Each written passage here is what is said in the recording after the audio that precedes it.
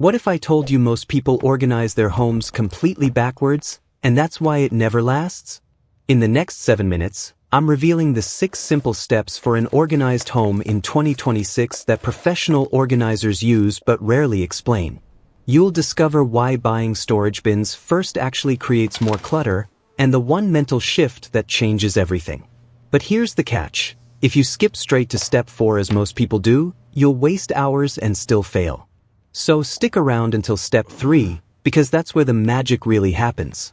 Let's transform your space together. Step 1. Know your organizing style.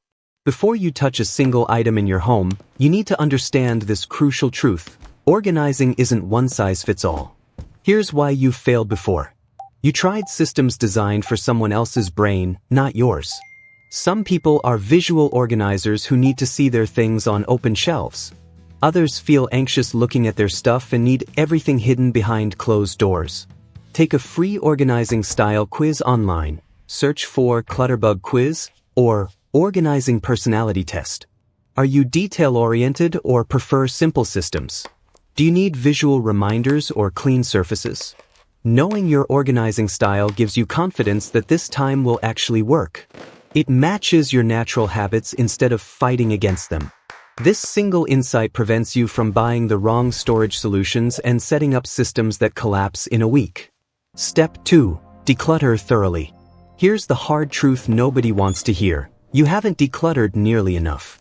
Most people fill one bag and think they're done. But decluttering is the most critical step for an organized home in 2026. Every item you own is work. It requires mental energy, cleaning time, and physical space. Start with trash. Open any drawer right now, and you'll find 7 things you can toss in 10 seconds.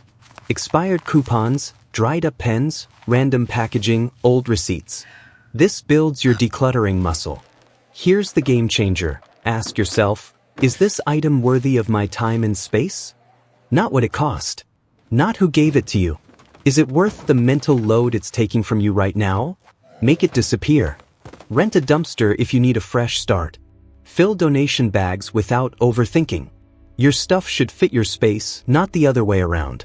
Every professional organizer knows this. More stuff means more work. Less stuff means less work. Choose freedom. If you're already feeling motivated to transform your space, smash that subscribe button right now so you don't miss our upcoming decluttering deep dive. And drop a comment below telling me, what's the one area of your home that needs organizing the most? Kitchen? Bedroom? That terrifying closet we don't talk about? Let me know. I read every comment. Step 3. Zone your space first. This is the secret step that professional organizers do automatically but never explain. And it's why your organizing fails every single time. Before you buy a single bin or basket, you must zone your space. Here's what this means. Grab a piece of paper and sketch your room. Don't take measurements, just draw it out. Pretend it's completely empty. Now ask yourself, what activities happen in this space? A bedroom might need zones for clothing, sleeping, reading, and maybe work. Your bathroom closet has zones for towels, first aid, extra products, and seasonal items. Here's the critical part. Your room determines how much space each zone gets, not your stuff. You're creating limits. The towel zone gets one shelf. The clothing zone gets the dresser and closet. That's it. You make your stuff fit the space, not expand to accommodate everything you own. Why does this work? Because you're organizing for your space, not your stuff. Your things constantly change. You use a bag of flour, you buy more toilet paper, you take medicine. But your space stays constant. Zone it first, then make everything fit. This prevents that overwhelming feeling of, where does this even go? Everything has a neighborhood. Everything has a home. Step 4. Contain strategically. Now, and only now, can you think about storage containers? Here's why most people fail. They go to Target, get excited by pretty bins, buy a bunch, and then try to make them work. That's backwards. Those containers become clutter themselves. Instead, look at your zones. What fits in each zone? Measure the shelf. Then buy containers that match your organizing style. If you're a visual person who tosses things quickly, get large open bins with no lids. You can throw items in fast and still see everything. If you're detail-oriented, get smaller stackable containers that separate categories. But here's the truth, you might not need containers at all at first. Just put books on the shelf in the book zone. Put towels on the shelf in the towel zone. See what you actually need before spending money. Organizing creates less storage space, not more, because functional systems need breathing room. And that's exactly what keeps your home organized long-term. Step 5. Label everything. Most people hate this step. But labeling is absolutely critical for lasting organization in 2026. Here's why labels are magical. They're visual cues that work subconsciously. When you're holding something and wondering where it goes, the label answers immediately. No thinking required. It overcomes that paralysis of, what's the best spot for this? Labels also help you break old habits. You're used to dumping things on the counter or shoving them in random drawers. Labels redirect your brain automatically to put things in their actual homes. You don't need fancy label makers. Get cheap peel and stick chalkboard labels from Amazon. Write with chalk markers and wipe them clean when zones change. Clip labels onto baskets and shelves. Label everything for the first 3 months.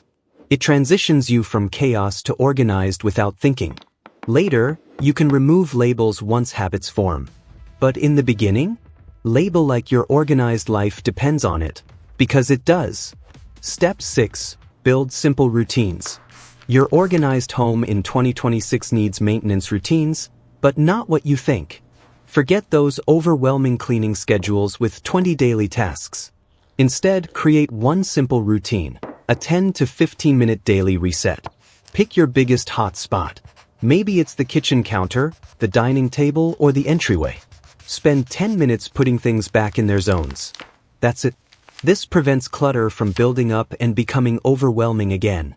Add one weekly routine, a quick zone refresh. Maybe you reset your pantry on Sundays or tidy your bathroom closet on Fridays. The secret is tying routines to existing habits.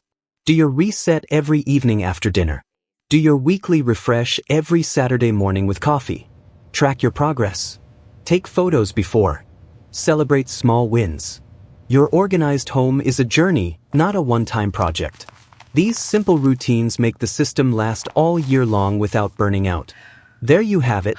The 6 simple steps for an organized home in 2026 that actually work long-term. Remember, know your style, declutter deeply, zone your space first, contain strategically, label everything, and build simple routines. Follow this order and you'll finally have the clutter-free home you deserve. Hit subscribe so you don't miss our next video, where I'm showing you exactly how to zone every room in your house with real examples.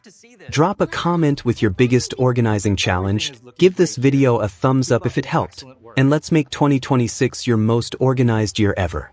You've got this. Your dream home is waiting. Now go make it happen.